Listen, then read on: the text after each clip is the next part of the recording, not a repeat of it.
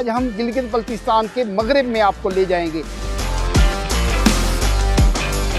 پاکستان کے شمالی علاقہ جات اپنی بے مثال خوبصورتی کی وجہ سے دنیا بھر کے سیاحوں کے لیے بڑی کشش رکھتے ہیں۔ یہاں کا موسم کہیں تو شدید سرد ہوتا ہے اور برف باری پڑتی ہے اور کہیں برف کم پڑتی ہے۔ گلگت شہر سے ضلع غیزر کا فاصلہ تقریباً 100 کلومیٹر ہے۔ غیزر کو جانے والی پرانی سڑک پر جیسے ہی آگے بڑھیں تو دریا کے ساتھ ساتھ ایک بورڈ لگا دکھائی دیتا ہے۔ بورڈ پر لکھی عبارت کے مطابق دریائے گلگت کے درمیان شری بیدات کے نام سے مشہور قدیم دور کے حکمران اگورتھم نے ایک لوہے کا قلعہ تعمیر کروایا، جس کے آثار آج بھی دریائے گلگت کے درمیان دیکھے جا سکتے ہیں۔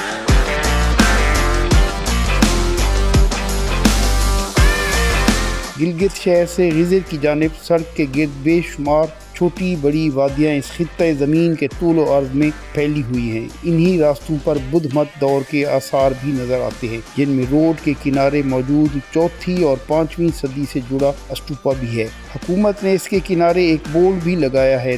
در حقیقت ہنزل کے اس اسٹوپا کے محض آثار ایک مٹی کے ڈھیر کی صورت میں نظر آتے ہیں، مگر حکومت نے بدھ مت دور کی اس نشانی کے گرد خاردار تاریں لگا کر اپنے تئیں محفوظ بنانے کی کوشش کی ہے۔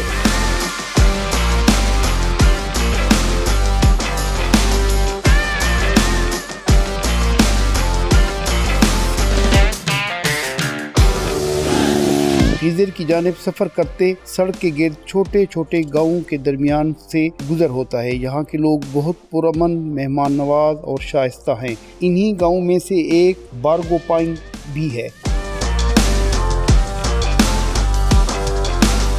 گلگت سے جب آپ ٹریول کرتے ہیں تو سب سے پہلی جو کنگڈم کسی زمانے میں تھی وہ پنیال تھی، اور یہ چھوٹا سا بارگو ایک گاؤں ہے۔ جہاں جہاں زمین اچھی تھی وہاں کھیتی باڑی ہوئی اور لوگ آباد ہو گئے۔ چھوٹا سا گاؤں ہے اور یہاں ہینگنگ برج ایک بنائی گئی ہے لوگوں کے گزرنے کے لیے۔ جو ہائی وے ہے یہ آپ کو گاکوچ، گوپیس ویلی، یاسین ویلی اور آگے پھنڈر اور آپ کو شندور جو پاس ہے وہ کراس کر کے آپ چترال کی طرف جا سکتے ہیں۔ اور یہاں سے جو شندور پاس ہے وہ اپروکسیمیٹلی 220 کلومیٹر فاصلہ بنتا ہے۔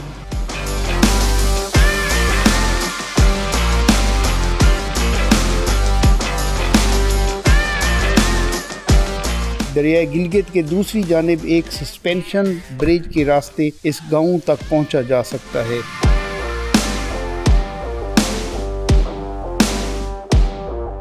دریائے گلگت کے ساتھ سفر کرتے خالق کی کائنات کے بنائے حسین نظاروں کو دیکھ کر عجب کیفیت مبتلا ہو جاتا ہے۔ ضلع غیزر کی حدود میں داخل ہونے کے لیے ضلع پولیس کی چیک پوسٹ ہے، جسے کراس کرتے ہی غیزر کا سب سے بڑے گاؤں شیر قلعہ کا بورڈ لکھا نظر آتا ہے۔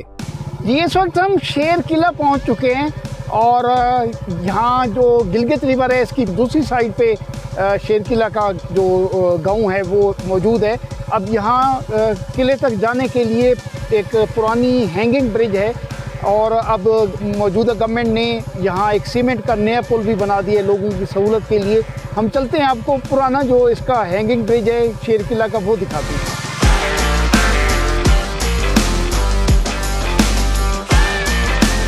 شیر قلعہ میں دو اہم پل ہیں جو غیزر روڈ کو وادی شیر قلعہ سے ملاتے ہیں۔ لکڑی کا پل 90 کی دہائی میں بنایا گیا، جو خستہ حالی کے باعث ٹریفک کے لیے بند کر دیا گیا۔ شیر قلعہ سے رابطہ کی بحالی کے لیے سیمنٹ سے بنے ہوئے نئے پل کی تعمیر 2020 میں مکمل کی گئی۔